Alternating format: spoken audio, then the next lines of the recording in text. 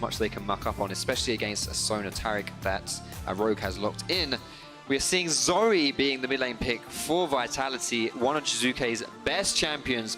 Really scary on that champ. Very interesting. I'm trying to see now, the pick potential of Cocoon and Sleepy Trouble Bubble is terrifying.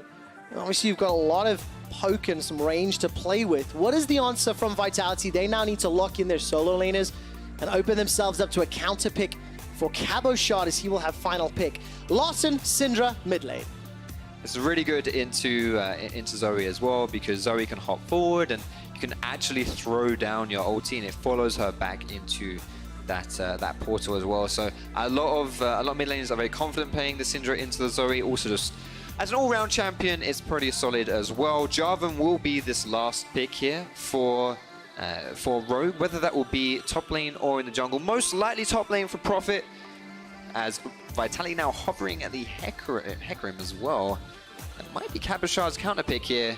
It is locked in. Ooh, Hecarim locked into the top lane. So that solves some of the engage problem, at least as far as team fights are concerned, outside of the pick potential. But what do you make of Jarvan into Hecarim? So what's really interesting about J4 into Hecarim is I play this a lot in the jungle, right? Because they are both champions that you see mostly in the jungle. The benefit of Jarvan into Hecarim is that because Hecarim has no like inherent gap closer and doesn't even take flash, if you ulti Hecarim, the only way for him to get out is to use his own ultimate. But that really heavily neuters Hecarim and what he can do. On the other hand, when you have a kitty cat in that bot lane, when you have the Yuumi, you stick her on top of Hecarim. That is one of the scariest combos in League of Legends right now. Ooh, I can only imagine. The Onslaught of Shadows plus Final Chapter and Zumi's combination running you down. And of course, Hecarim, all that bonus AD from the movement speed. So we have our team compositions locked in for Rogue versus Vitality. For Rogue, it is about making a statement, developing and showing you're here to compete at the top of the table. And Vitality, it's bringing some faith back to a squad that is on an 8-game losing streak. Yeah, let's not forget for Rogue, at the end of last split, they weren't too bad. You know, when they started bringing up people like Banda into the lineup, I believe his overall record was like 2-4 with the team. Not too bad considering the rest of the split wasn't so good for Rogue. Yeah. I think they were the only 2 wins that they actually got in the entire split. So Rogue is saying, you know what, spring split, give that a wash. Summer split, we're here to play.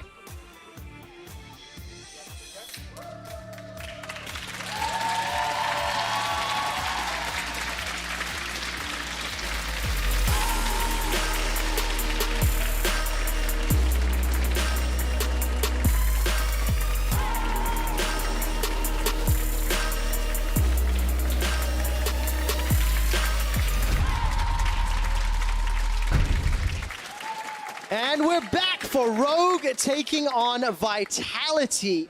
And already we can see both teams meeting face to face. Jack Troll will be able to jump into Jizuke, puts a point inside that you and me. And that's unfortunate to start the game. It is unfortunate, it does have to blow his heel as well. However, as far as it goes, you know, you are Yuumi, it's very hard for you to get caught out of position. We'll see whether or not Inspired decides to go into that bot lane to punish that, because Attila doesn't have that second combat summon. Well, Jack Troll makes it very easy to get caught out of position, apparently. Doesn't need to blow the flash this time around, and heal is on a fairly short cooldown, so I don't think it'll be too impactful, especially against a Sona Taric lane that really needs levels and needs some time. Right. So I'm feeling a bit spicy, sorry. No, that's all good, mate. That's all good. You do you. I'm just going to sit here and avoid the flame as it comes my way. Let's take a look through some of the rest of the keystones. Anything too exciting here? Conqueror on Hecarim and Inspired's Olaf, respectively. Electrocute for Mowgli and Jizuke, and I really want to see how those two combo up. Mowgli last week did some Mowgli things, stepping a little too far forward, and Attila and Jack Troll at level 1 are going to get chunked down and zoned away. And this is partially why Vitality were losing games, because the duo of Vitality have just been bullied over and over again. And if you're seeing this happen early at level 1... Unbelievable! It's... Oh! Are you kidding me? How is this happening? Attila and Jack Troll concede first blood at level 1. Attila does not look happy. You can see that player cam right there. He is tilted as tilted can be. Frankly put, that is unacceptable. Attila will teleport back into lane, but first blood giving to Woolite Sonar. Yeah, we can see the pathing here from Inspired as well. I mentioned this, they might want to be showing into this bot side. He's cleared his top side jungle. He's going to be doing what looks like mostly a full clear. And if he does decide to go down to that bot lane, there is no way, absolutely no way, that Attila and Jack Troll can dodge a gank from Olaf if he times it correctly. All right, I am hearing that it is Mowgli pausing the game. I will get confirmation from the refs exactly why, but I did see him just point at his headset. So we'll get an update in a few moments. I shouldn't really speculate because it might be something different. He's pointing at his headset. My bot lane's flaming me. Yeah. What's going on? They're saying better jungler wins. I will find out, let you know exactly what's happening. But Vitality, I mean, there's so much pressure on this team. And the expectations were so high because of how explosive they were last year and how they were at the beginning of the season. And Vitality, don't forget as well, in that spring split, they spent a lot of time towards the top of that table as well. They weren't just like a complete crash and burn season. And it is just, you know, this team did so well at Worlds last year. Yeah. I mean, it's very easy when you're an esports fan or a League of Legends fan to be able to just say, you know what, if you sucked like a month ago, you now suck. Yeah. And forget how good you were 2 months ago. The thing is, I keep living in the golden era, and we're starting to see this continued run of poor performance. And the critical eye is obviously in this bottom lane. I do have a replay of that level 1 death where Jack Troll and Attila just got caught out. I mean, Foxshot, talk me through some of this in the decision-making. Of course, Sivir and Yuumi at level 1. I mean, decision-making, I'm not sure there is much going on up there, honestly. I think the problem is that... So the way that Woolite flashes forward here with the power cord, he knows that Attila doesn't have his flash, and it's like you cannot get caught in stuns like this. It's like that is the second stun from Vander that he's landed here, and it's like that just can't happen. Like, you just cannot be caught by 2 stuns at level 1. And as I mentioned, there is no heal on Yuumi anymore because she had to bloat that at level 1 as well. So it's just, honestly, I feel like it's just kind of like I call those like brain AFK plays, where you just switch your brain off. Because you don't expect that out of Sonar Tarek. You don't expect to be able to get bullied right from the get-go. However, I do want to say, positive side of things, you are Sivir Yuumi. If you just sit back, sit on your tower, catch waves, even if you're like 50 CS down out of lane phase, which won't happen, but let's say worst case scenario, you're Sivir Yuumi. It's okay. You've got some comeback mechanics, assuming you don't continue to make those types of mistakes, right? We are, of course, back into game. Officials reviewed the pause and no problems found. So, Rogue up 600 gold. First blood secured by Woolite. He's going to return back to lane with teleport. He's got himself an upgraded item and sitting in a pretty comfortable spot as we catch a glimpse of this Hecarim versus Jarvan matchup up in the top lane. Yeah, Hecarim is one of those champions that has a lot of sustained damage, especially with that Conqueror, and Jarvan absolutely does not want to be trading like that. So you'll be seeing the way that these two trade is that Prophet will want to go for an all-in if he is going for that, or just bop Hecarim with that Grassy Undying. Whereas if Kabashar can find a situation where he can actually run a Prophet with that Ignite, with that Conqueror, he will come out on top. Trying to keep an eye on just how much HP he gets back from that Spirit of the Dread, Spirit of Dread rather, and obviously more minions around, the more benefit he's going to have from it. Mowgli will clear out the Scuttle Crab up at the top half of the map. But the wave is pushed very far in, and Cabo's already going to back. He's picked himself up the boots, the cloth armor. He's got himself the corrupting potion, and we'll just keep trying to put some pressure on this middle lane, top lane. Larson here, though, he has the cleanse, so it's really hard for Mowgli to actually go for a gank there. It's a very smart thing to do when you're playing mid lane, to take that cleanse to avoid Elise ganks. But one of the other things Elise can do is dive. I don't know about this one. Well, let's find out. Where's the Cocoon? Mowgli stepping all the way forward. Cocoon finds its target. Prophet, momentary pause. He manages to get the shield, but with the help of the tower, trades 1 for 1. Oh, that could have been really spicy right there. A slight misplay, actually, in the way they executed that dive. The reason why Elise is so good at it is because she can tank tower shots and then go up into the rappel to drop tower aggro. It's a really easy way to avoid all that damage that the towers do early game, but he dropped it a little bit too early. Kabashar will go down, but still getting a kill onto the Hecarim. Pretty nice stuff. Yeah, really nicely done as far as Prophet as well with the counterplay. Right. I noticed, by the way, Attila and Jack Troll, they backed away. Jack Troll, of course, no flash as he's playing Yuumi, but his AD carry that has flash has it on cooldown. So they backed away once Inspired showed his face. A couple of plates gets chunked away. I think they secured 1 for some damage on the second. And while that was going on, Mowgli made his way to the mid lane, just put some pressure on Lawson, but didn't really go anything further. What's really nice about this this jungle matchup specifically with Mowgli inspired playing the Elise and the Olaf respectively is that both of these champions can hard carry ganks by themselves in the early game. A lot of time when you're asking yourself questions as a jungler, what lane do I play around, where do I want to go, you have to take into consideration how much help you can get out of your laners to set up and to kind of activate those ganks.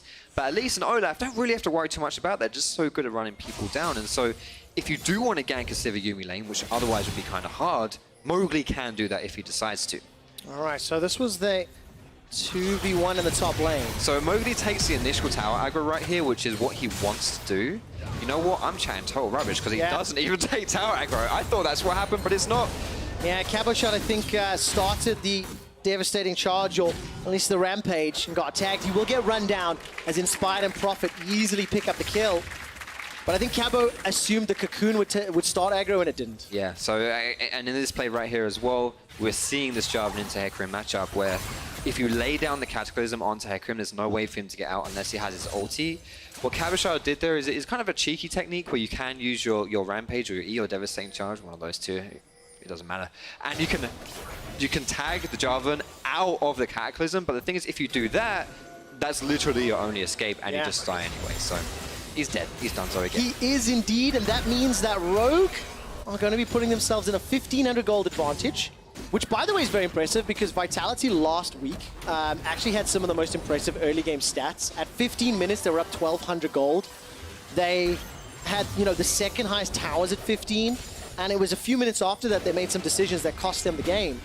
Today, Rogue, with this Ultra League squad, are playing the early game very well. They're punishing the individuals, and they've already accrued themselves an advantage. And that's a massive benefit of having a team that was able to play together for an entire split in that Ultra Liga, in the Academy League.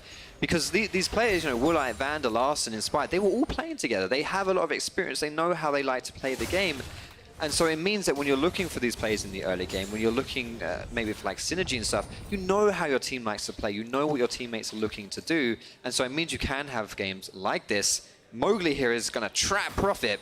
All right, Cocoon to the face. No tower this time round. Onslaught of Shadows is available to Cabo, but here comes Inspired. Demacian standard, and the Dragon Strike gets Prophet to safety. Larson's making his way up. He's got some power to unleash. Who will the target be? Mowgli fail flashes. He hits the wall. Scatter the weak. Locks down Caboshot, but he uses the ultimate to get over the wall. This seems like a huge miscommunication here from Vitality. That was a very aggressive move for Mowgli to be walking that deep in the Rogue jungle to try and go for Prophet, but if we took a look at what Jizuke was doing, it's picking up blue buff. It was indeed. No support there, and as we quickly take a glimpse down the bottom lane, Lawson will find a stun onto Jizuke, and Attila this time around dodges the dazzle, so he's able to escape the play. He also has that spell shield as well, so if he can get those happy feet going and be able to press E every now and then, it does make this lane pretty boring, which actually is good for Vitality as well, because, it's Sivir, you're going to be scaling really hard as well. We've got to see Vitality, they're making a little bit, kind of overstepping in that top lane play, but they've got to make sure if they're going for these kind of plays that everyone is on board, specifically on mid lane now. It's all about mid lane. A lot of League of Legends teams will play through their mid laner because then that unlocks the entirety of the map when your mid lane can move around and go for these plays. We're going to see a replay here of exactly what I was talking about. What's really important right now is you want to look at the mini-map as well, because this play by itself is actually fine by Vitality if it is a 2v2, but look at this. What's going on the bottom right of your screen? There's 3 little circles around blue buff that should not be there if Vitality want to move this far forward. Like, I know I'm not talking about the failed flash, and that is partially for Mowgli's dignity. Also, I feel a little bad because I think even if he flashed over the wall, exactly, Unleashed still would have chased him, right? So, like the misplay there isn't even on the screen. It's just the fact that as a team, like, you cannot go bot side as Jizuke, but you have to communicate that together. I've got some stats of Lawson and Jizuke from last week in terms of their performance, and Jizuke made a couple of obvious mistakes. The LeBlanc tower dive that I've already talked about was one of them. But when you look at the performance, KDA, look at the kill participation. Obviously, when your team's not getting kills, it's very hard to participate, right? Right.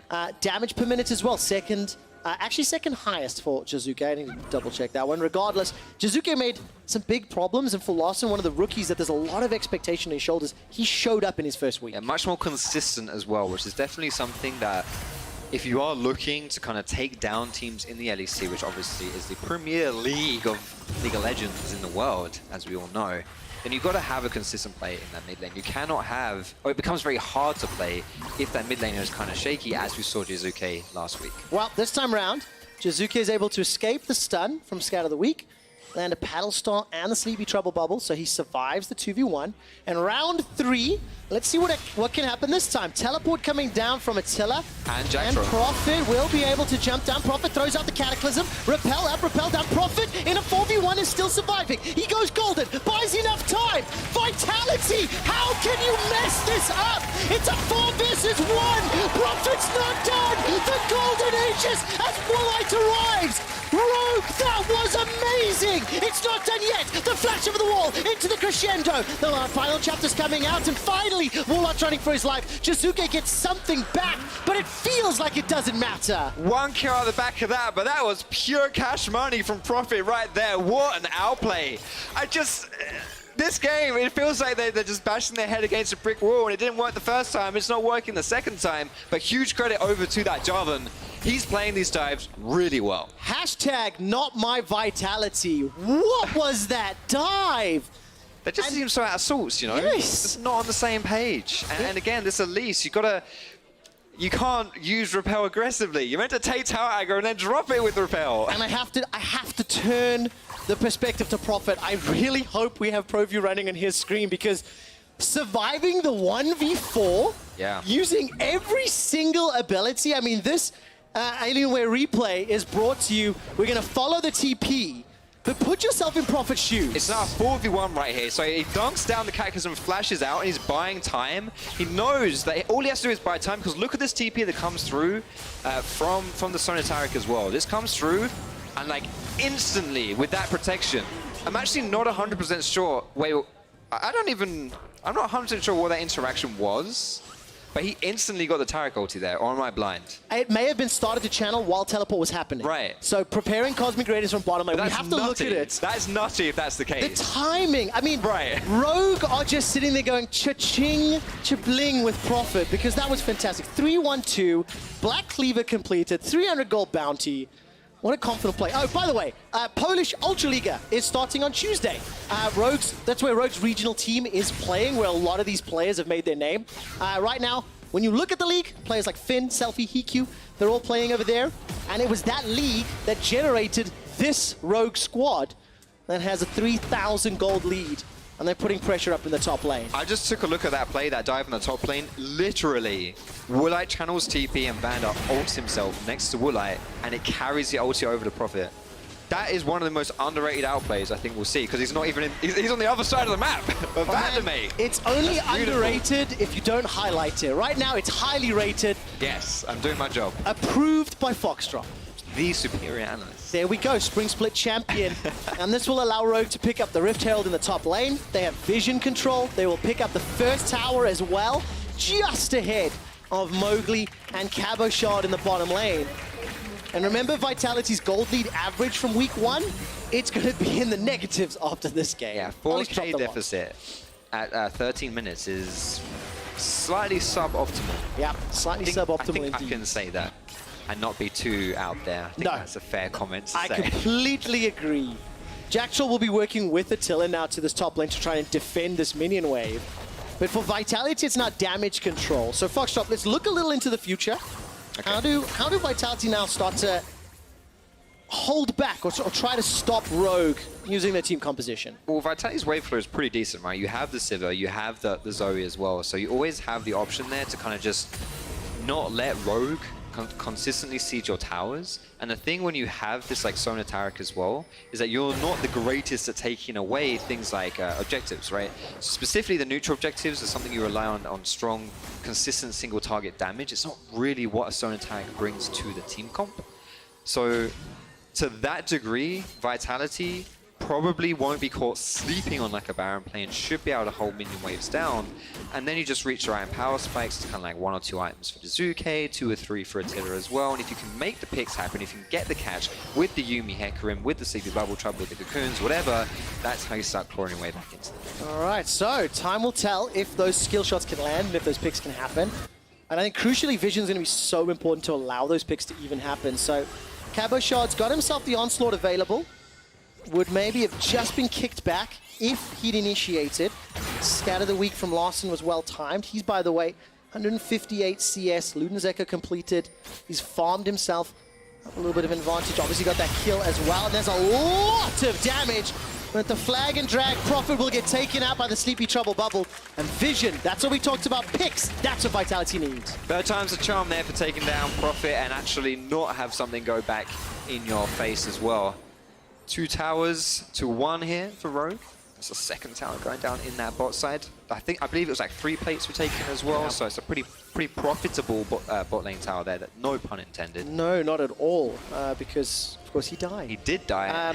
But of course that was what Vitality conceded, right? They had numbers in the top side river, right. So they get the kill, but they lose the ability to defend the bottom tower. And every time I look at the minimap, I do see a ring of wards that Rogue are placing around their strong side of the map. They've got 4 members near the Dragon. Attila's left alone in the top side. And Dragon will be secured here. Observers, thank you so much for highlighting the Vision. And that'll be the second Dragon secured here by Rogue as they continue to press the advantage in their lead.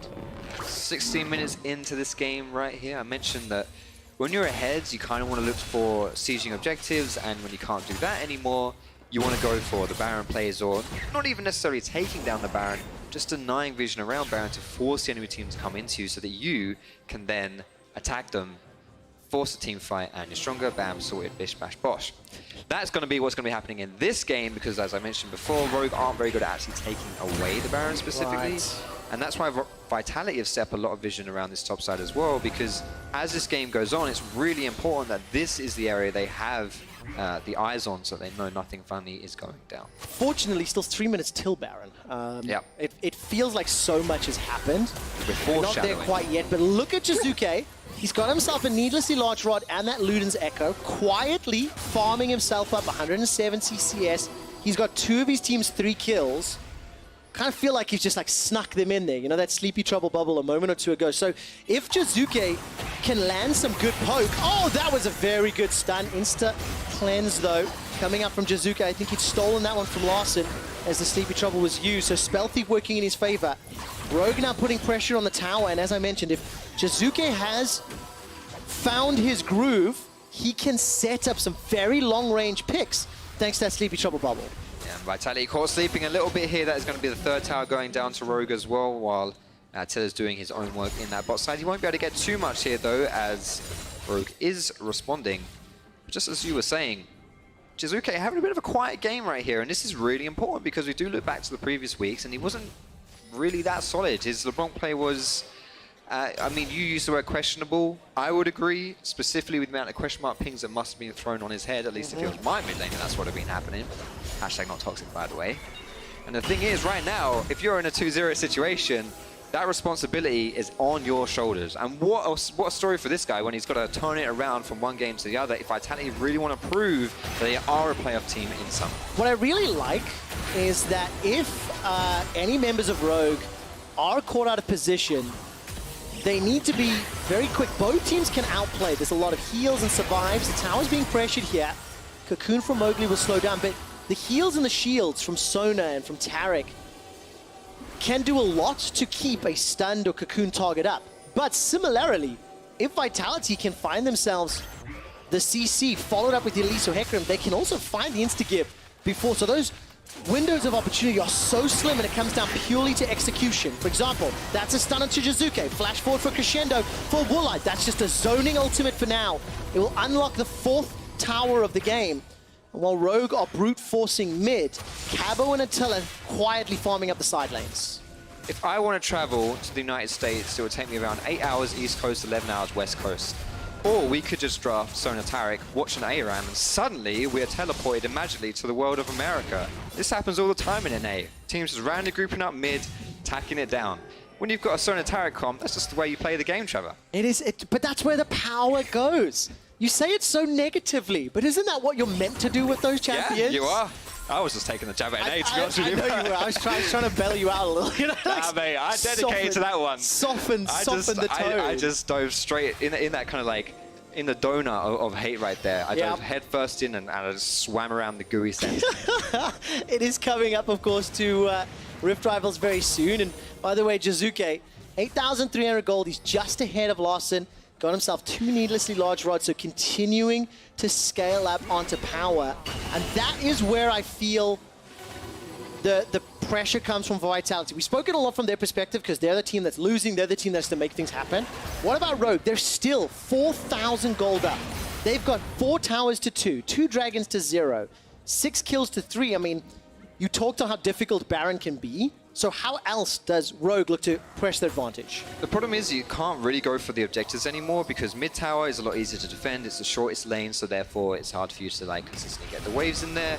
And bot side is too far away from Baron that if you group up and go for that one, then you'll just lose the Baron, which is not a worth trade. So at this point, honestly, the only objective for Rogue to go for is the Baron. And the way they need to do that is just deny the vision because you know, you said it. You can't really take the Baron down. You don't have great damage for it. It's not impossible, obviously, especially, you know, like Olaf's gone for the Warrior Enchant. You got ways to do it, but it's not great. Really, what you want for Rogue is you want to draw them around the map, pull them around the map, get them to come towards the Baron just to make sure that you aren't doing it, and then from that, use it to get advantages like this one. And if you use that ARAM style, you can just brute force an objective. Vitality, not willing to fight the 5v5, not willing to open up the possibility of a tower dive.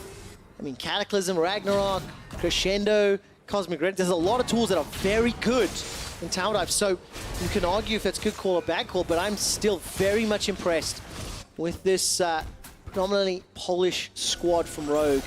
They push their advantage further. They're clearing, they're challenging the vision. Now, of course, Mowgli's pushing it out again. But it feels like Rogue have done almost everything right to this point. And I think that is, for me, one of the more impressive characteristics of rookies. It is confidence and patience. And we saw in the last game with Kirei, he was playing with a lot of confidence, and we're seeing this game with Rogue, the entire lineup is playing it with a lot of patience, which is how they have to play this game. They're not skipping steps, they're just going for the plays that they need to make. And it means that they're not making too many mistakes because it can be very easy to try and pull the trigger when, as you say, you're actually pretty good at diving. You have the tools to dive, but it is the way that you would throw this game. Well, it's going to be very, very interesting few minutes. Baron is alive. Vision is set up very well for Vitality. They're quite clearly aware of it. But we've hit some very important itemization spikes, which we'll get to in a moment. There's your total gold. Keep it on the bottom lane, by the way.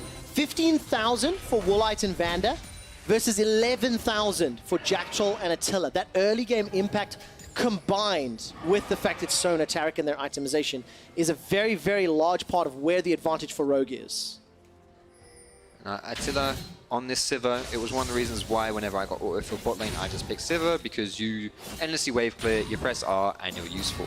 Yeah. So to have a item deficit on a champion like Sivir, not the end of the world, and as this game progresses and keeps going on, that goal difference as a percentage will get smaller and smaller, and it won't mean as much for Vitality. Yeah, but the window is slowly closing. So let's see.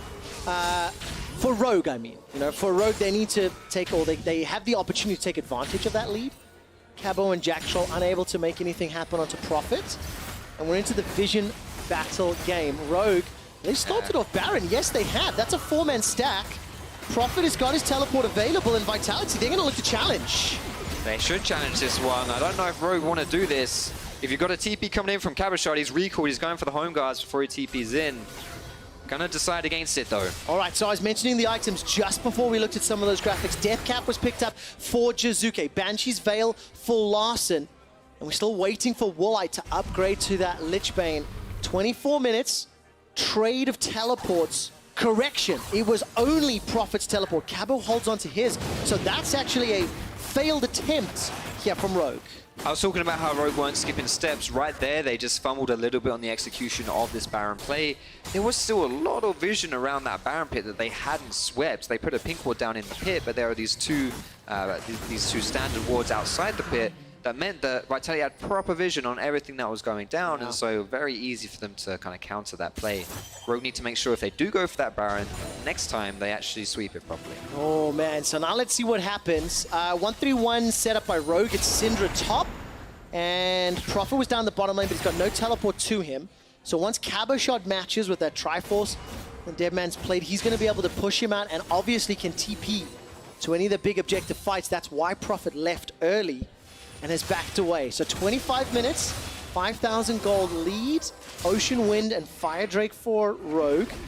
And they're still very much in the driving seat, but it's up to them to turn that pressure and shut Vitality down, make Vitality have a 3-game losing streak in the summer splits. Something that I think is underutilized on Yuumi, as she is kind of still a new champion and one of these champs that has a lot of have a unique playstyle, and I want to see people do more of this, is actually stick Yuumi on top of your split pusher with a teleport and use that to have a really, really strong split push. And then with the rest of your team, as long as they're just catching waves, and especially in a game like this where Rogue can't really rush Baron down, you just need to make sure you're not getting caught out as the 3 members, which should be pretty easy if you're just catching waves and then using vision. And then you can TP in as Yuumi with your top laner, and it's not like you're actually sending 2 people down bot because you can got just that attach ability. to the TP. Yeah, I think Cabo Shot kind of tried that. They didn't really fully commit. Yeah, they sort of tried it a bit before, but yeah.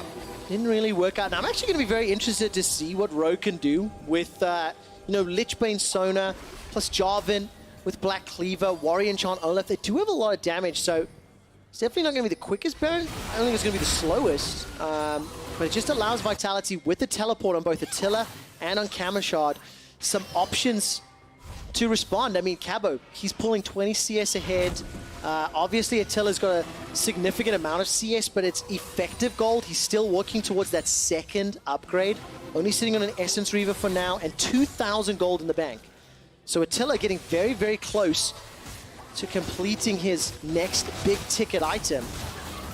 And now it is up to Rogue. Right, they're forcing the Baron. Remember, Rogue has slowed down this pressure. They're looking for another tool to close out the game. They will get the teleport coming from Vitality. Baron's down to 3,000. This could be a battle in the pit. Cabo Shot's coming from behind. Baron gets chunked out, 2,000 HP. Getting closer to smite range. The engage from Prophet jumps onto Cabo. Onslaught of Shadows used defensively as Baron will slowly regen.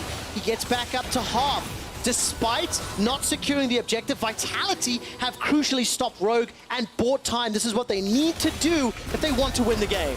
And Kamashard using his TP there means he won't have it up again if Rogue decides to rinse and repeat in the next few minutes. But again, these 2 wards right here, when Rogue go back and they VOD review this game and they decide to where did we go wrong? How can we play better?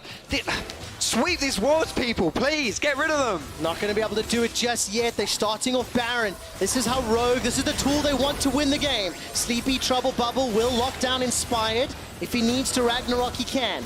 Cabo Shot's ultimate's unavailable, and he's pushing that mid lane.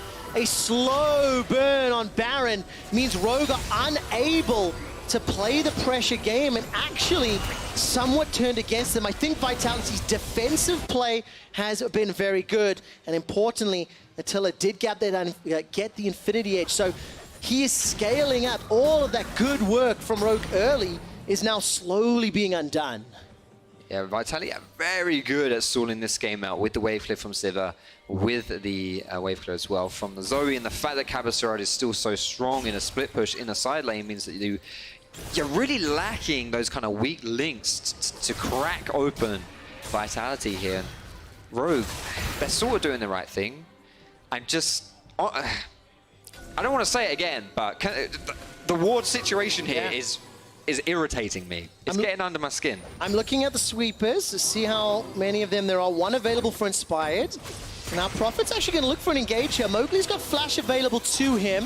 Shizuke with the help of Jack Troll starting to move away. Vanda won't be able to find the Dazzle. Mowgli goes golden with the help of that stopwatch. And there goes the final chapter. Big team fights erupting. That's the Onslaught of Shadows defensively. Cabochon will go down. The stun catches Mowgli. You and me for Jack Troll buys some time. And Rogue finally find the kills. 2 kills for Rogue means this Baron play should be done and dusted. There's a smite going down as well from Vitality.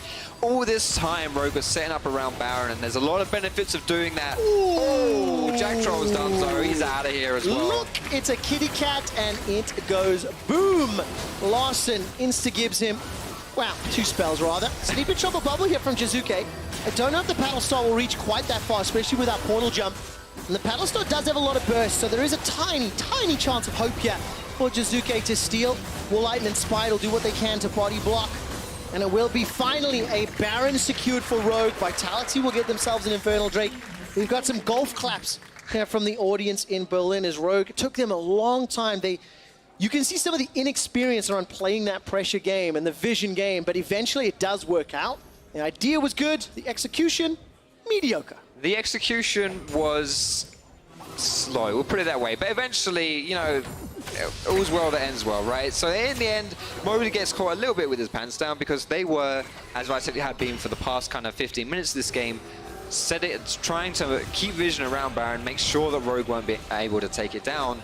And this time around, it did burn them, it did bite them. Rogue are able to get these kills, it sets them up to be able to take this Baron. And now that they have this, it's really difficult for Vitality to play because they can no longer wave clear. And Rogue, who just want to group up and bundle down a lane, have the Baron buff to make that happen. Yeah, and they've got a lot of tools to tower dive. They've still got themselves that very big lead.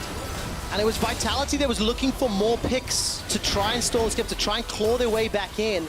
And ironically, ooh, it was a pick onto Vitality that cost them Baron. Now, despite Woolite getting chunked out, look at those heals and those shields between the Sona and the Taric. Paddlestar comes out. Jizuke's doing everything he can.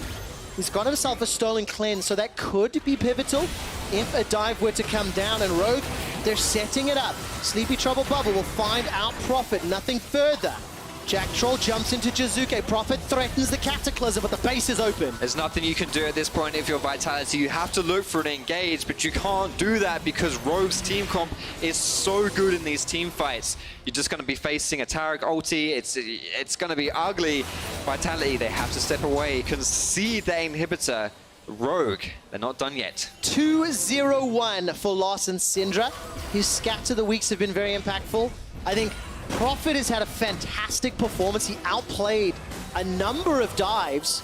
And of course, Vitality made a few missteps that were punished. Both, you know, live in the same world. And now Prophet just keeps stepping forward. Look, the scatter the week onto Mowgli that holds him in place. Sphere's being put down by Larson. His Cabo Shot stunned up on the side. Vitality can't find their way in. You've got a lot of single target CC, and Cabo Shot's not bold enough to go in with the Onslaught of Shadows, not into Cosmic Radiance, Crescendo, as well as Scatter the Weak. Rogue open up 2 inhibitors, and they have used this scaling team comp very well, and they outplayed Vitality's early game moves even better. The benefit of having that Baron buff means you can just bundle down one lane, siege, and there's not too much Vitality can do about it. Now that they have these 2 inhibitors down, even when the Baron buff expires, the fact that they have 2 lanes that are going to be constantly pushing in means that you can then leverage that benefit to work towards this top side as well. Paint by numbers, they should be able to close this one out with these 2 inhibitors down. Oh man, it doesn't paint a pretty picture for Vitality, who will then go 0-9. The analyst desk set it up coming into the game. We talked about it. Vitality haven't been able to beat a playoff team since week 6 in spring. Now, with Rogue's retooled roster in summer, Rogue are looking better. They're on the verge of a 2-1 opening trio of games. And look at this, Attila forced to teleport back to base. Mowgli's looking for a side entrance, a flank cocoon. Yes, that's onto Vander, but it's not going to be enough. What goes up must come down. Rappel finally finishes as Mowgli will be able to escape with the help of Jack Troll's ultimate. The inhibitor was taken though. 3 lanes of supers, doubles pouring into the base now. It's just so hard if you're Vitality right here to defend because you know you want to commit to the engage. Cabochard, he's trotting around, he's looking for it. And there's Cabochard with a devastating charge after the onslaught of Shadows. And he's going to be forced away. Larson, I'm waiting to see the follow-up. Prophet and Inspired. There's the Cataclysm. The dunk comes down. Cabochard, he's not going to be able to do a lot more. He turns his pressure on. It's Mowgli that's already down. The 5-man stack of Rogue. They're pouring into the base. It's the ARAM style team fight. Jizuke looking for Prophet. The prowling projectile the save and the heal. Lawson's on a killing spree. 4-0-1 after a double kill in the final fight. Attila gets chunked out and the spell shield will not matter. There's no follow-up spells, but the power chord and the Q from Woolite managed to pick it up. Cabochon's the last man standing underneath the fountain. Do Rogue fancy the dive? The Nexus is falling to the Winions, and Rogue will look for the Nexus. Rogue take down Vitality. It was a patient game, a methodical game from Rogue, but eventually they do win. Something coming out of this rookie squad. This is very different to the Rogue we saw in spring. And Rogue want to prove, you know, in summer, we are different. We are not the Rogue that you saw before. Already they've, if I'm not mistaken, matched their total wins from the spring split in just 2 weeks. We're only halfway through the second one. A very confident display coming out of Rogue. So Rogue got beaten up by Misfits last week. They had a few moments of brilliance. Then they had a very fun game against XL and picked up a win. Right now it's 0-3. Vitality are falling to the bottom of the table. Rogue sitting at 2-1. The roster moves looking better and better. And it is good to see growth from this squad that was born in the Ultraliga in Poland. This is a good testament to the strength of those academy leagues and the benefit of the academy leagues as well. I mean, we saw Kire play before. He was playing in Misfits Academy 2. And you know, this Rogue squad, honestly, I'm really curious to see what they can do coming up against like some top tier opponents, because they look pretty confident in the way that they play. And yes, that game was slow, and perhaps there was some room for kind of like ironing out some kinks in the way they executed their game plan. But at the end of the day, they didn't really, at no point did I really look at them and think they're going to throw this game. Yeah. They seemed like they were very, very risk averse, which, like I mentioned, you can iron out some of that to make it look a bit more confident. But at the end of the day, it's better than the opposite. Yeah, risk averse that leads to a win. That's exactly what you want if you're in the Rogue camp. It's the foundations to which you build upon. And as I mentioned, hashtag not my Vitality, continue to see mechanical mistakes. Actually, one of them is really well highlighted, the dive at 10 minutes, where Prophet looks like he's going to go down. He ends up being saved by a fantastic Cosmic Radiance, even after all of Vitality are thrown at him. This is a 1v4 dive right here. And again, you know, Mowgli, if he's initiating this this dive with his repel, that's not going to work. And this TP comes down, Sona immediately shields, and then Prophet gets the instant invulnerability. That is a... Unbelievable. Yeah, I'm so glad we're showing this. Look what Vander does. He pops down his ultimate, perfectly times it. As the TP comes through, it goes on to Prophet. I've never seen that before. I genuinely have never seen that before. Unbelievable. I can Such say a sick I play. have seen it before, but I missed it live. There was so much action, and I have so much like credit to give to Prophet because it was fantastic. At the time, I was yelling about the misplay from Vitality. I was so wrong. I needed to be praising Prophet and Rogue. The communication, the comms, the outplay. Look, Kia player of the game at LOL Esports, Prophet, Woolite, and Vander. It's actually a really difficult choice for me. But Prophet after that play, just fantastic. Yeah, I mean, like I hyped out the play from Vander, but Prophet, that was not the first time he was caught in a sticky situation under his tower. Yes. Both times he comes out with actually with getting something from it. And to be able to soak up that much pressure and still be able to give your team like a benefit, that it takes a lot of skill to do that, and was a huge benefit to Rogue's win. Rogue end the game 2 wins, 1 loss, as you mentioned, equaling their spring split record. Where does this Rogue go? We're going to have to find out right now. Law standing on stage with Woolite. Thank you very much, Quickshot, and thank you, Woolite, for joining me. I gotta ask. Tell me about the 2v2 first blood, because in my opinion, you're not supposed to take a 2v2 with Sona Taric, especially against this bot lane. Like, what was that? Well, this lane looks pretty weak on paper, but if you underestimated level 1, you can like even die to it, like you saw in this game, because Taric has a stun and level 1 CV doesn't have a spell shield, so this lane is like really unpredictable sometimes, and you can't underestimate our combo. I mean, this never happened even in scrims, so I was really laughing, you know, after the first blood, but I was just calming myself down. Understandable, but it also looks like you were more confident than last week. So was anything different compared to the way you played last week? Yeah, that definitely. I think the more we go into the weeks, the more experience we will be as a team. Like we have 2 new rookies, you know, like they need to get used to the stage. Me as well. I wasn't here for 4 years, so it's still a comeback for me. I think we just get the experience we need, and we'll get the rolling really fast. Yeah, step by step. But it also looks like you guys are starting off summer really strong. So how is the mood within the team? Because it looks like everything is clicking so well between you guys. Our personalities match really well, so the mood is really nice. But last week wasn't the most successful scrim week, I would say. So I wasn't thinking, oh, we are G2 level or something. And obviously we're not playing the strongest teams right now, so it's really hard to tell if we're super good yet. I think we need time. Okay, what do you think you need to improve on to take on the bigger teams in the weeks to come? For sure, our macro, even this game, you could see we kind of struggled to play around Nashor. It went to 30 minutes, and I think with our lead, the game should be much, much faster. So obviously, the macro standpoint needs to improve. Oh, still, it's a good game from you guys. Congratulations. Thank you. We're going to take a short break, and when we come back, it's going to be a rematch of LEC semi-final, OG versus Fnatic. Who is winning? Fnatic. Fnatic. Let's go, guys.